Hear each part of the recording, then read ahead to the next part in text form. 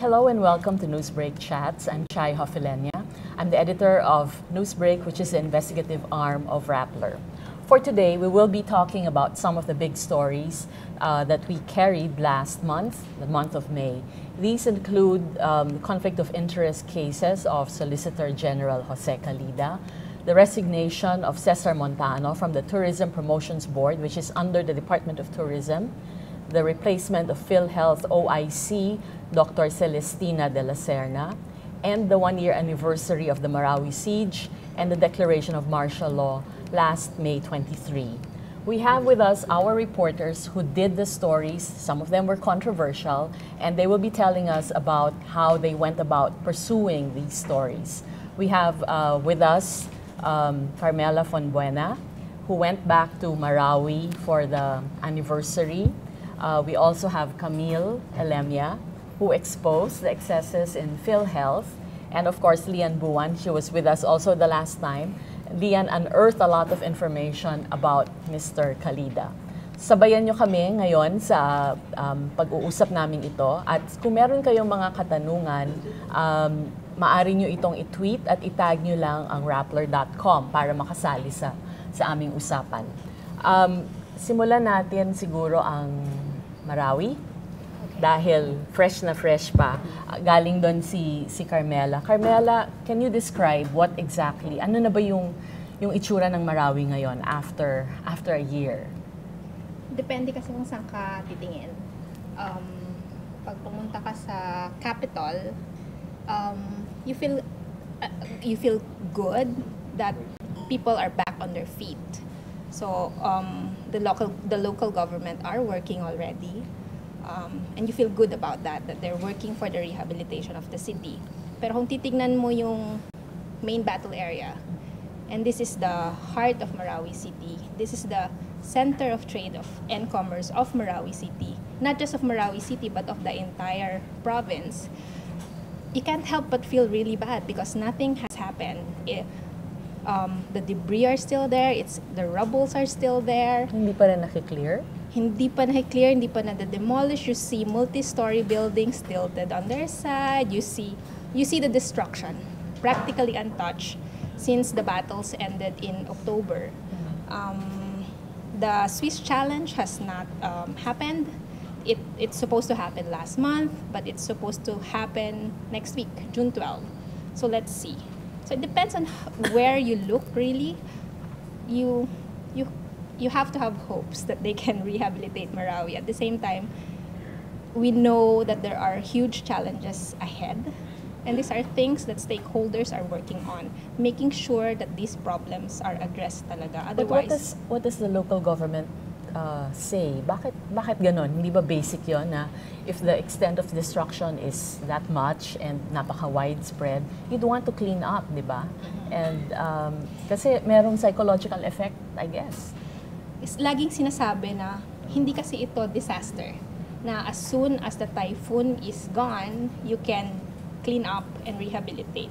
You're talking about a city where ISIS threat remains and the possibility of ISIS-linked groups going back is there. So it's not as easy as allowing, this is the military explanation, allowing people back in their homes, rehabilitate on their own. What if elements of ISIS-linked groups come back and restart the battles? That's a concern. At the same time, what do you do with thousands, tens of thousands of people that remain displaced? You're talking about at least 50,000 residents who live in the former battle area. Hindi pa sila nakakabalik. So a lot of them live with their relatives. And can you imagine, it's been over a year since the war erupted? And a lot of them are in temporary relocation sites or in tent cities. Tent cities. So mga isang taon na rin yung tents. And you see, maganda sila nung pinatayo. Ngayon, syempre may mga butas-butas na. Tapos the relocation sites, maganda rin naman. Pero you cannot compare yung sa bahay mo eh.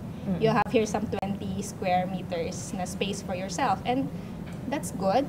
It's better than living in tent cities, definitely, or in the gyms of of local government units. Anong sentiment ng mga tao when you spoke with them? Siyempre may frustration palagi kasi hindi sila makabalik. And you're talking about middle class families, ha? These are not, you're talking about a battle area na center of Marawi. So they're able to express naman their sentiments. There are consultations though. So all these are happening, but frustrations cannot be helped. Especially because there are timelines na in-announce, tas hindi na-follow. And again, rehabilitation by itself is a big problem. So, madami talagang problema. But hopefully... Sige, we'll pursue that, and baka sila Camille then and Lian would have questions later. Talon lang muna tayo sandali kay Lian. No? Lian, paano mo ba nakita yung sangkatutak na contracts ni Solicitor General Calida? How did you discover all these? Well, it was first brought to our attention nung nagsampa ng reklamo sa Office of the Ombudsman, si Jocelyn Acosta.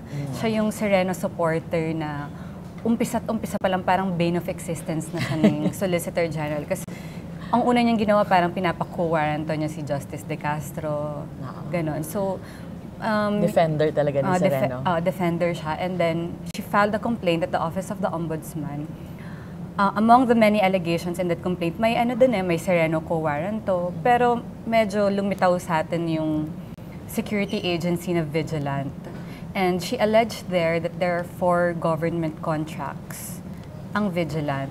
And that she said there that according to the latest SEC papers, 60% shareholder pa rin ang Solicitor General. So at its face, parang for us reporters who cover ombudsman complaints all the time, parang meron na siyang parang, baka nga may conflict of interest, but we don't know.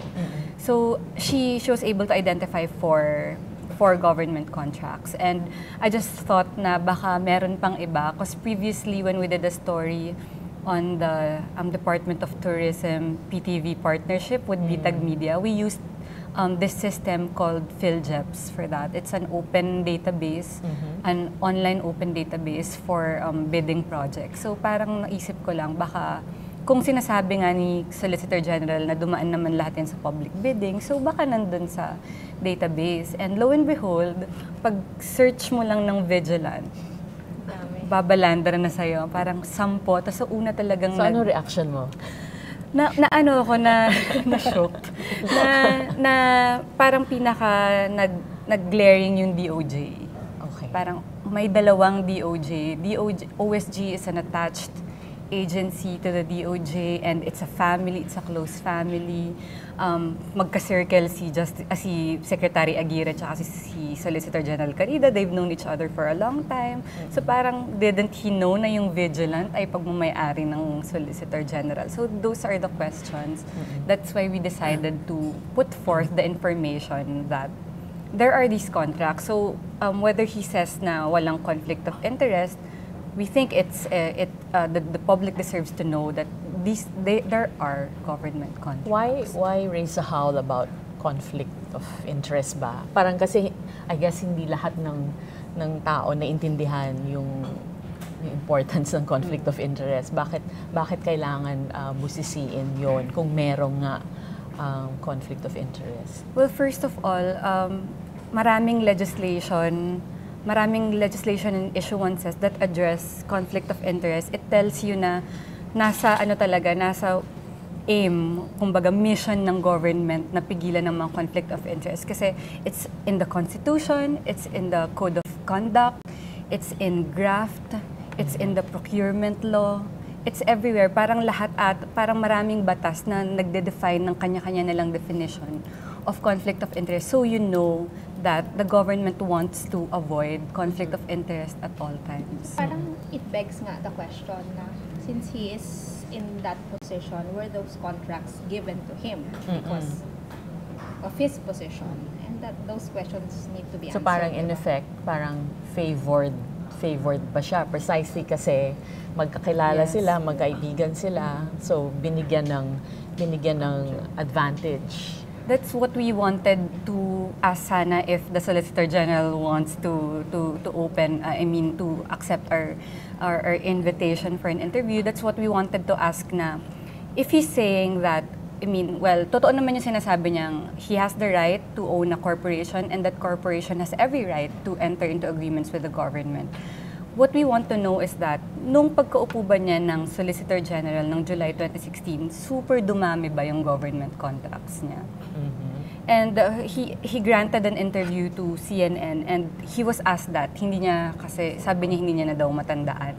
So hanggang ngayon, yun yung burning question. And I think that's what the public should also ask, is to ask him to disclose that parang, okay, if you say that this is irregular, at least show us na parang nananalo naman talaga kami ng award ng government contracts dati pa. So nothing irregular. So we want to see that from the Solicitor General. I think yung mga tao rin naghahanap ng sagot. Like, ako, I don't cover the ombudsman beat. But sa Senate, nung pumunta siya, syempre, ina-expect namin na i-defend niya yung sarili niya. Pero ang ginawa niya, nagalit siya sa amin, alam mo yun, parang hindi niya nagustuhan yung tanong. So, hindi niya sinagot. Pero we were expecting as journalists and as Filipino people na magbibigay siya ng sagot or ng initial clarification kung ano ba yung issue and where they stand.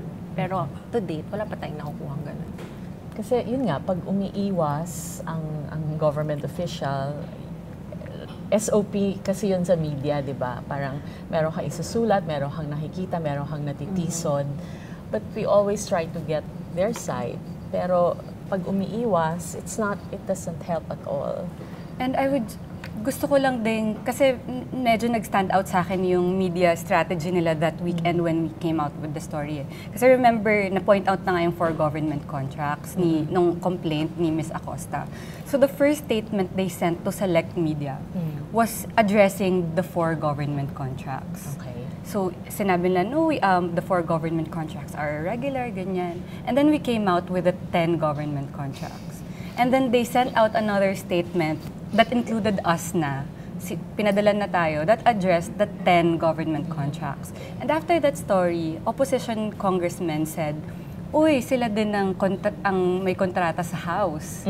So nadagdagan pa. So nung binalikan natin yung PhilJeps, meron pang additional 4. So yung 150 million, naging 260 million na. And then they addressed the 14 government contracts. So parang ina-address nila yung lumalabas. So what we want sana from the Solicitor General is, ilan ba talaga? Baka may hindi pa kami nahahanap na iba. I mean, if you say it's regular, I think it would do him better, if it would do him good na to complain with all the data na, look, these are all the government contracts that we won before I became Solicitor General and after I became Solicitor General. I-preempt mo na, di ba? Kesa yung paisa-isa, patingi-tingi yung mga lumalabas. Yes. Okay, balik. Meron pang mga katanungan in relation to, kasi nabanggit mo ang PhilJeps, but we'll go to that later. Punta muna tayo, related na naman, kasi it's, again, somehow related to corruption, allegations of corruption sa PhilHealth. Paano mo na-discover itong story? What was your source? Did the source, was the source an insider? Tagalabas ba? Doktor ba ito? How did you discover the story? At first kasi meron na akong kakilala na nagsasabi na may ganong issue. Pero syempre as journalist, hindi mo naman agad gagawin yun. So, I went to them, I listened what they had to say, and then parang syempre, kailangan yung storya mo, it will stand scrutiny. So tinatanong ko, baka naman you're doing this dahil ganito, dahil may hindi lang kayo gusto sa ginagawa niya. Sinasabi nila na it's not just that. One, ayaw nila yung ginagawa. Pangalawa, sabi nila, may documents dito, but wala daw silang hawak. So that's the struggle on our part to get the documents. So, syempre, you have to go to the offices. Yung offices naman, kahit yung COA kasi na yun, meron kasi, different kasi yung COA report from the main COA office and yung COA state auditors na assigned sa agency na yun. So, syempre, kahit na independent sila, the challenge is to get the documents from them. Kasi, parang in a way, nandun ka sa bahay noon tapos titirahin mo. Pero eventually, we got it. And kahit yung documents na yon, parang hindi ako kagad naging confident. I wanted to check it kasi baka mamaya parang sa maling context na lagay. So, nagkaroon lang ako ng confidence to do the story or to actually write it when the officers of PhilHealth admitted na they indeed allowed it to happen and meron silang ginawang board resolution allowing the chief executive officer or the interim president na magpa-reimburse sa government ng uwian niya every week. So, sa utak ko, nilagay, hindi ako public servant, nilagay ko na parang, will Rappler reimburse may fare pauwi ng bahay? Part na yun nung, like, you know kung ano yung pinasok mo eh. And hindi siya bago sa PhilHealth kasi a year before that, na-appoint siya as migrant workers representative to the board. So, member of the board na siya dati pa. So, parang, chinek ko, so far, wala namang issue na pinapa-reimburse niya yung as board member. O bakit nung interim president ka na, ganun na lang. Although sinasabi niya na hindi naman daw ganun kamahal yung sinistayan niyang hotels, fine, granted, pero it's not your money. And if you compute it na kung magre-rent ka lang per month, aabot ka lang ng 15 to 20 as opposed to maabot siya ng 20,000 pesos. Pag nag-rent ka ng condo malapit dito, we checked yung sa Capitolio, yung dyan sa Shaw Boulevard, 15,000 to 20,000 pesos. Pero siya, with everything, pati yung may service na siya, meron na siyang airfare, allowances, umaabot siya minsan ng 60 to 80 a month. Wow. Kasi for long periods of time. Oo, sinasabi nila, hindi naman daw siya weekly umuuwi to Bohol. Pero, parang masyado nilang tinetechnical, ang point is, every 2 weeks, umuuwi siya doon. Tapos, ang nilalabas nila, 80 to 100 per 2 weeks. So, 200 a month yun. So, in just 8 months, meron na siyang 600,000 pesos na nagagastos. And that's on top of the other allowances na kino-question ng COA. But at this point, hindi pa pinapabalik ng COA. Kino-question pa lang. Binibigyan pa siya ng right niya to explain. So, yun. Pero she was replaced already by the president. Yeah, she was replaced already, but it's important to note that she's still there. I mean, she's still, kasi di ba originally na-appoint siya as migrant workers representative. So, she's still there. She's still part of the board, and we have yet to confirm, but meron pa rin daw issues within the board. So, I guess, yung pagkakawala sa kanya dun sa position as interim, hindi niya na-solve yung bigger struggles inside PhilHealth, including the money, including the financial standing of PhilHealth, and yung moral ng mga tao. So, parang... But she was replaced by another OIC. Yeah. Pa rin. Which, yun nga yung sanang magandang sagutin ng Malacanang. Why keep on appointing an OIC? Nakasulat sa batas ng PhilHealth, even the amended version, na only the president can appoint. So parang, and yung powers na meron sa appointed CEO, president, hindi siya, parang questionable pa kung same din ba yun ng OIC. 3 years na, magki 3 years na si President Duterte, OIC pa rin tayo ng OIC sa PhilHealth. And merong sa unaudited financial statement ng PhilHealth at present, merong 9 billion, 8 billion financial loss for last year. So after we reported it, they clarified na no, it's just 4.5 billion. But it's still, it's billions. Tapos may issue, parang hindi masagot. If meron sanang person na permanent post na, mas at least, mas magkakaroon ng direction on what to do. Hindi naman yan part of the perks. Like, because I was appointed, it's a top position, hindi naman talaga ako taga rito. I didn't ask for this appointment. No, it's not. Kasi merong mismong directive or corporate order yung PhilHealth. And they made an exception for her. Oo, dun sa, parang meron silang corporate order saying na ang bibigyan lang natin ng allowances and ng nominal housing allowance, yun yung tawag nila. Yung mga PhilHealth officers from, let's say, sa province na inalis mo doon, nilagay mo sa Manila or other province, yun, required kang bayaran yung bahay, allowance, and everything. Pero ito siya, hindi siya pinull out. Alam niya, ang una niyang position sa PhilHealth ay national na. So, nakasulat doon na central office talaga. It's not like may biglang change in the middle. Sa pang tanong siguro dyan, kasi kung inalis mo siya, ganun na lang ba yun? Wala na bang further investigation? And this has been a common problem, di ba? May issue of corruption inaalis sila at may follow-up ba? You mean by removing them, tapos na ba yung storya? Wala bang accountability? So far, ngayon kasi syempre we keep on updating from sources inside. Walang investigation na, ay andyan pa nga siya as migrant workers representative even with the lack of qualifications.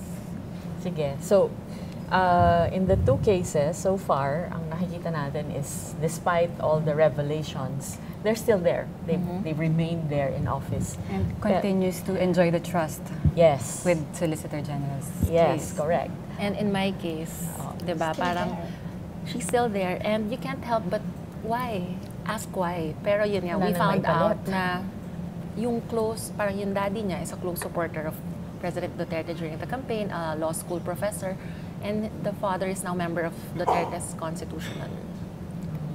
Yan. Okay, so close ties talaga. Close ties din. Sige. Nakahabol si Aika Ray, fresh from saan ka ba galing? PICC. Fresh from the heart of Manila. Si Aika naman has written about and reported about Cesar Montano and the tourism, the TPB, Tourism Promotions Board under the OT. Unlike the two, wala na si Cesar. He's gone. So, ganun din ba? Ano yung nakikita mong similarities sa patterns? May patterns ba? Well, Excesses? in terms of siguro kung merong mang pattern, parang nung una di ba may lumabas na white paper na nagrereklamo mula siya sa mga empleyado ng TPB, inirereklamo si Cesar Montano sa PACE, sa Presidential Action Center. Though at that time, siguro yun yung parang na-enjoy pa niya yung support ng presidente kasi klaro din dun sa sinabit na complaint sa PACE noong March 2017 na eto nga meron siyang excesses, may mga events, may mga parang sponsorships na binibigay yung TPB na parang connected sa kanya, sabi nila. Or like meron daw isang beses na event na inisponsor ng TPB tapos kumanta daw siya doon at nagdemand daw ng bayad. So, yun yung mga nangyayari naman doon before na kahit na inilabas na yun, nag-enjoy pa rin siya ng support ni President. Kasi at that time, parang sinasabi na, hindi, parang mayaman naman si Cesar Montano, anin niya yung pera. Parang ganun. So, support pa rin. Tapos hindi niya daw i-fire.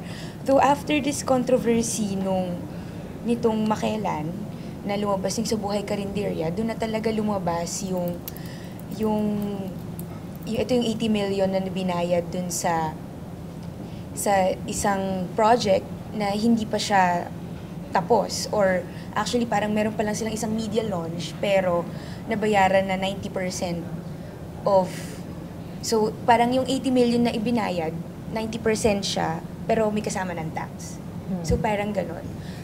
Tapos after nun, Hindi yan normal, di ba? Hindi pa tapos ang proyekto eh. it's not normal kasi before, and yun naman talaga kahit sinong government employee ang tanungin na involved sa mga ganitong transactions, ang pagbabayad talaga sa mga project usually naabot pa ng ilang buwan pagkatapos. So parang questionable talaga. Oo.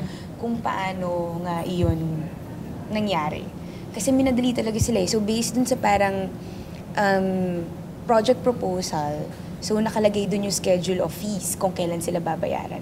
And yun na. So basically, sa 90% na yon, ang kulang na lang na bayad sa kanila parang mga 8,000, 80,000, mga ganon. So 10% ng 80 million para mag-submit na lang nung report. So yun na lang talaga. Accomplishment report. Pero hindi mo pa tapos yung buong duration ng project. So after that, yun na nga, lumabas na rin yung nabuhay ulit yung dating issue. Tapos may mga insiders din na nagsasabi na yun nga, parang questionable din kung paano yung pamamalakad niya. Nagkaroon ng tinatawag nilang rigodon within the staff. Kasi parang threatened daw, sabi sabi nila, threatened daw siya na baka kung sino man yung naglabas. Nung unang lumabas talaga na merong 80 million project na involved yung TPP. So there, and then ilang araw matapos na naglag yung controversy hanggang sa talagang eventually may rumors na mag-resign si Cesar Montano, and then after that... Unexpected. Well, nung una, parang iniisip ko, baka parang hindi pa masyado. So parang the same week, hindi pa. Kasi ang sinasabi niya at that time, hindi siya yung may kasalanan for the project. Ipinasok niya lang daw yun kasi si dating DOT Secretary Wanda Teo, yung may friend. Okay. Oo, so nagturo siya. So akala ko hindi pa siya magre-resign at that time. But then, nag-meet sila ni bagong DOT Secretary Berna Romulo Puyat. And then, the following Monday, the following Monday, sinabi na nga na magre-resign siya. Ang nakita ko namang, napansin kong common sa dalawa, sa PhilHealth at saka sa TPB, is merong mga tagaloob na, kumbaga within the bureaucracy, na parang, we're not tolerating this and we will let the media know about this. Yeah, kasi in the case of PhilHealth, they tried to fight it na as in may nagbuo sila ng isang union, separate dun sa agency supported union. Tapos nagsulat talaga sila sa management. Pero ang nangyari, yung mga na-identify na nagre-reklamo, binabalikan. So parang, I guess, matagal na daw tong issue, like mga 3 months pa lang siya. April siya na-appoint as CEO. So May, July meron na, pero nito lang lumabas. Kasi they tried all possible ways daw. So, ginagantihan sila. So, parang sinabi nila, wala na silang ibang choice. But to go out and go to the media. Exciting ang COA report on the PhilHealth and DOT and TPP. Hindi pa lumalabas eh. So, exciting siyang bantayan. Sa OSG ba walang ganun? Ang recent report, lumabas na kasi yung for 2017 na report, COA report on OSG. Ang flinag lang is yung excess allowance by 7 million ng Solicitor General. Pero yung mga employees na mga career officials, meron ba parang namumuong... Maliit lang yung OSG. Well, may mga nag-resign sa office. Pero we don't know if dahil lang ba it's time to go or ano. Pero mukha silang tight-knit na opisina.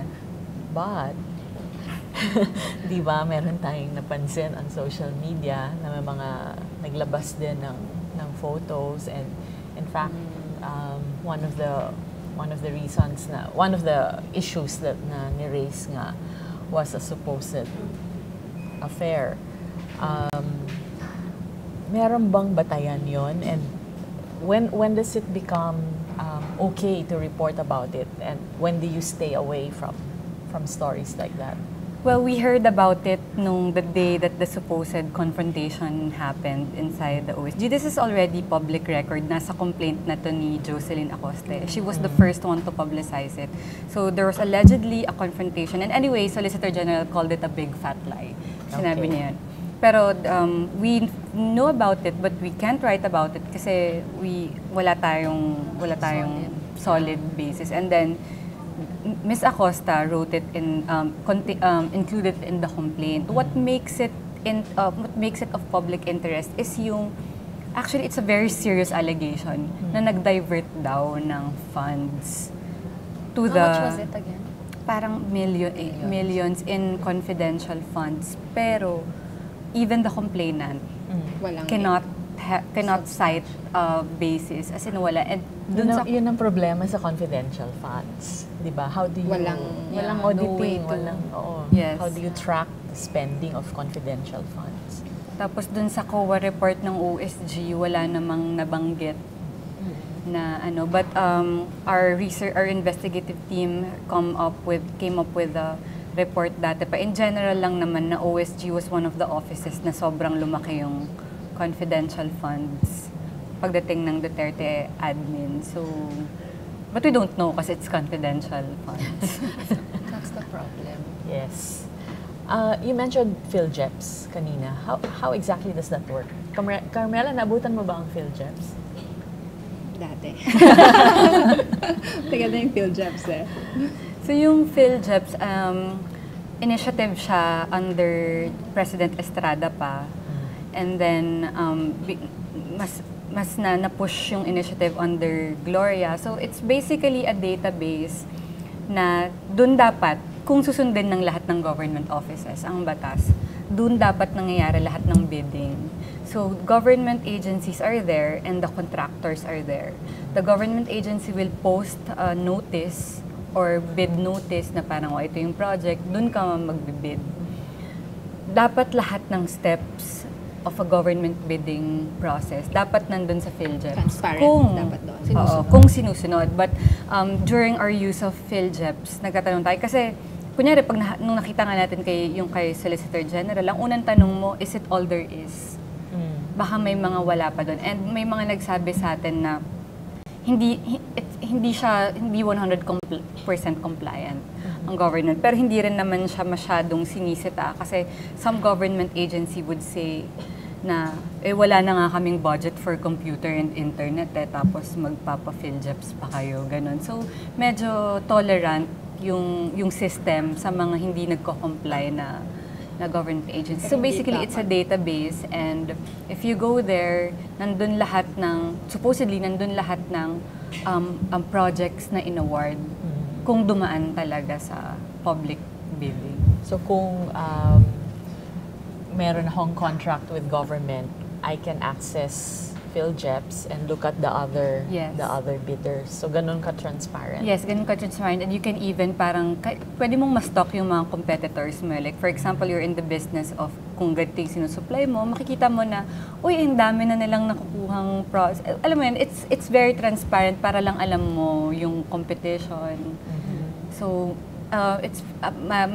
matatrack mo yung history ng government agency, matatrack mo yung history nung kapwa mo contractor, and maraming details na nakalagay na parang matatrack mo na ito pala, na-deny pala sila nung una silang nag-bid, pero eventually nanalo sila. Nakalagay yung reason if you're denied? Naglipat kasi sila. Lumipat sila basta naglipat website sila. So, nung nasa luma pa sila, all the documents are there. As in, naka-upload lahat. From the bid notice, ganyan-ganyan. Pero dahil naglipat sila, medyo natatagalan ng lumipat yung mga documents. So, what we can see na lang for now is a summary. Yun yung nagamit natin kay Solicitor General. Kasi yung summary naman ay complete na siya. Pero hindi natin makita yung mga documents which would tell us other details like bakit ka na-deny the first time. And sino yung mga pumirma nung nag-apply ka. Okay. So, useful siya sa media? It's a very useful database. Lalo na for reporters tracking corruption. Yes. So, it should be monitored and mined. Yes. Okay. Balik tayo kay Carmela.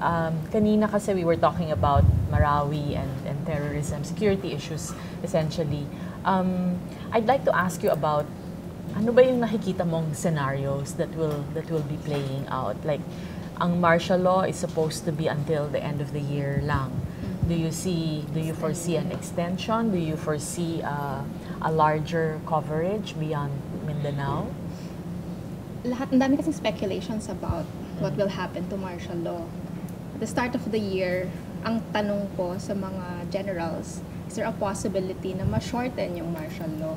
If you say that the situation is under control, in a way yun yung hope na parang sana ma-shorten kasi may mga powers nga na given to the military, removed from the local government units. Pero based on the latest statements, they will use the powers of martial law until the end of the year. Whether that will be extended or not, siguro depende how the people will react or will protest yung possible extension or expansion. May mga mix din kasi ang reports about martial law. I will not even make a conclusion about martial law at this point. 1 year na, no? So there are good examples, or there's good news and there's bad news. Yung military efforts against loose firearms, malaking bagay. Nagagamit nila yung powers nila to force local government units, mga warlords, para i-surrender nila yung mga firearms nila. Ang dami ng nare-recover na malaking bagay yan kasi ang problema talaga sa maraming areas sa Mindanao itong loose firearms na to eh. So if you can address that, malaki yung impact niyan sa reduction of criminality. And there have in fact been reports na na-reduce nga ang criminality. So positive ang effect? In that sense. But there are also reports of complaints na mga bahay na nire-raid and there have been allegations of abuses when they do these raids. And all these things, they need to be addressed by the military. We've asked for records of how martial law was implemented. Hindi pa natin nakukuha. So all these things we will need to assess at some point. Marami bang nagpa-file ng complaints? The local government siguro kailangan ding mag-assess ng ganyan. Ang interesting pa na ginawa sa martial law yung memorandum asking local government mayors, governors to stay in their localities. Problema kasi in some areas of Mindanao din, maraming mga kunyari, mayor sa isang bayan pero nakatira sa bahay elsewhere. Sa syudad. Oo. So parang pabalik-balik lang sila where they're supposed to govern. And this is a big problem kasi when leaders are absent, that's when, extremist groups take advantage. So importante na yung mga leaders nasa territories nila. So that's one implementation of martial law. So good news and bad news yung martial law. So yung extension, medyo speculative siya at this point, but it's right to raise concerns. It's right to protest against these possibilities. How about expansion ng coverage beyond Mindanao? Meron ka bang naririnig na ganyan? Tinatanong natin siya because martial law obviously is a power nga for the military, and we've always asked the generals, is it necessary? And they've said naman consistently na there's no need to expand.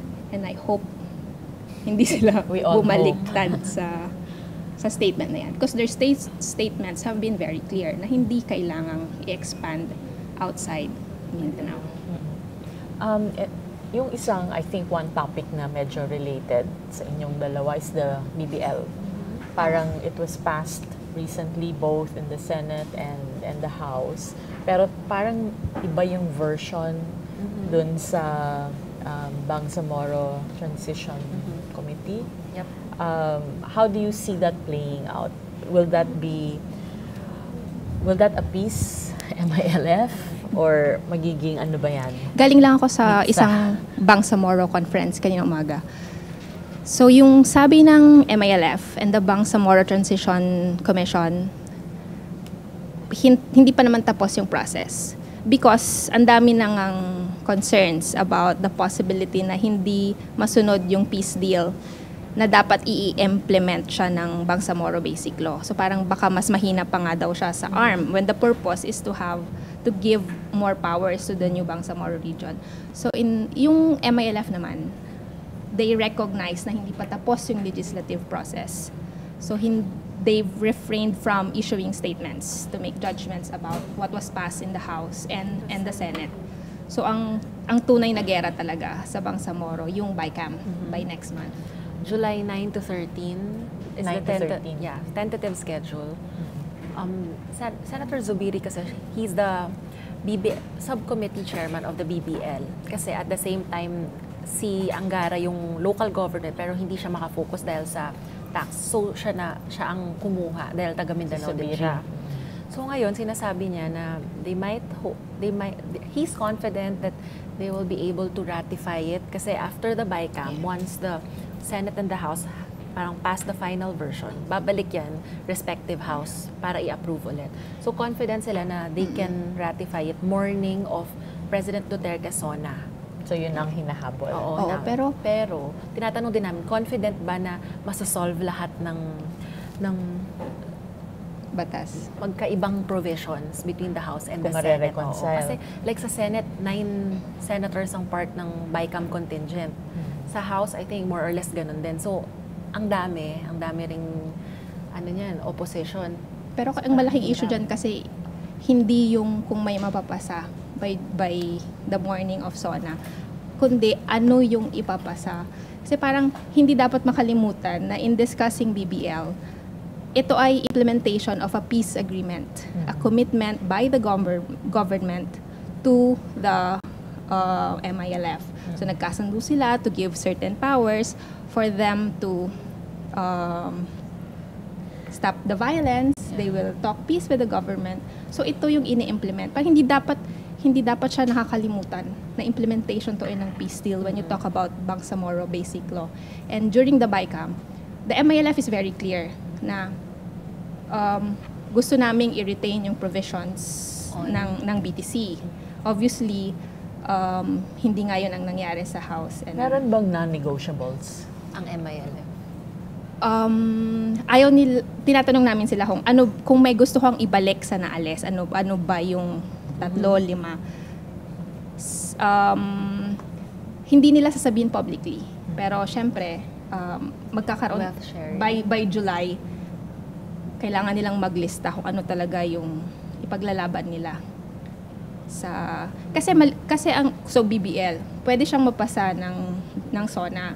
Pero hindi kasi natatapos doon yung laban eh. The BBL eventually, yung creation of a Bangsamoro region will require a plebiscite.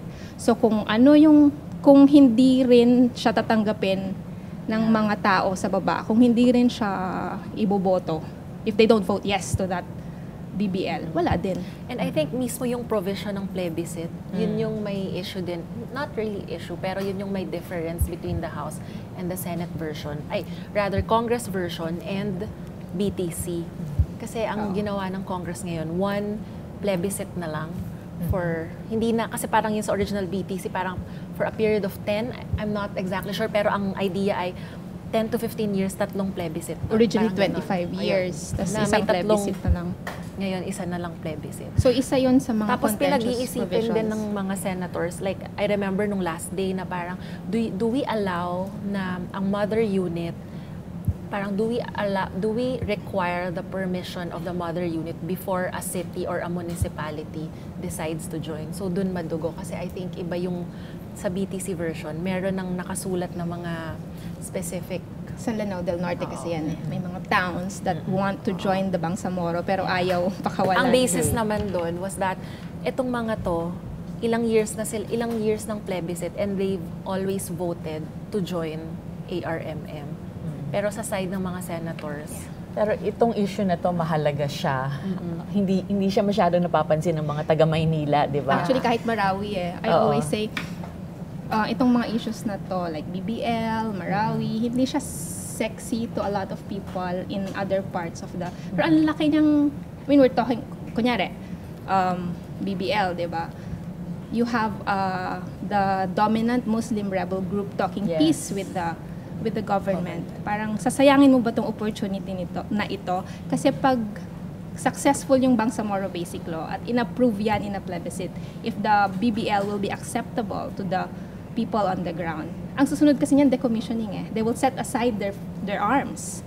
So this is actually an issue of peace, long-term peace, and even threats of terrorism, di ba? Exactly. Yeah. Even Marawi we talk about corruption. You're talking about hundreds of millions. You're talking about some billions.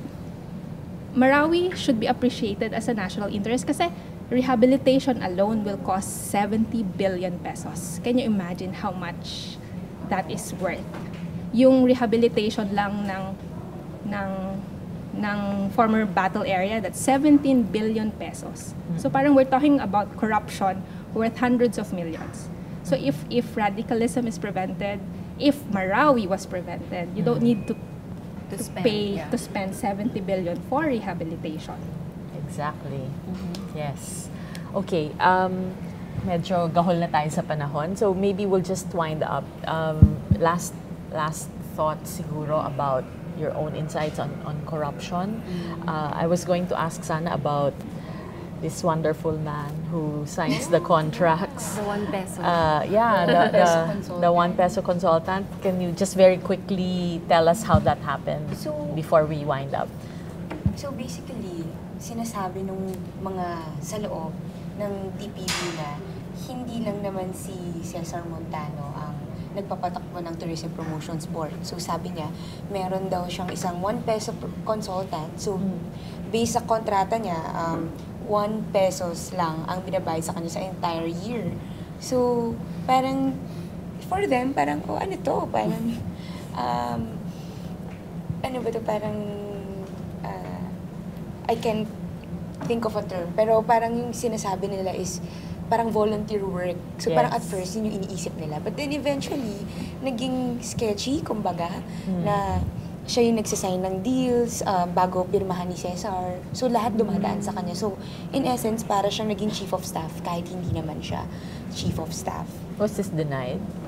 Well, nung tinanong ko siya, si Mr. Ronnie Albao, sinabi niya na hindi raw siya nagpa-function na COS. He's a mere consultant. Yun ang sinasabi niya. Okay.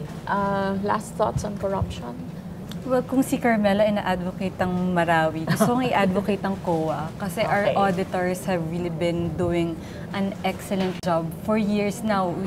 We shouldn't forget na sila yung nagpasabog ng pork barrel scam, correct. Fertilizer fund scam, at hanggang ngayon, krusada pa rin nilang Malampaya fund scam na hindi pa rin, di ba parang nagtawag nga si Senator Gatchalian na imbestigahan yung misuse of 38 billion, parang hindi pa rin nangyayari. And some of them are being maligned or killed in the line of duty. So parang we should give our state auditors their due praises and sana pansinin yung work nila kasi sobrang galing talaga and very mabusising trabaho. Totoo. Camille? I think doon na rin sa fight against corruption, I think it's important na hindi lang basta yung nagtatanggal lang. Dapat merong follow through. I mean like in any organization, hindi enough na tatanggalin ka lang. Dapat merong accountability talaga. Kasi parang now, nakikita, ang dami-daming gano'n natatanggalin ka. So yung mga tao, okay, it works naman pala. The government's really fighting against corruption.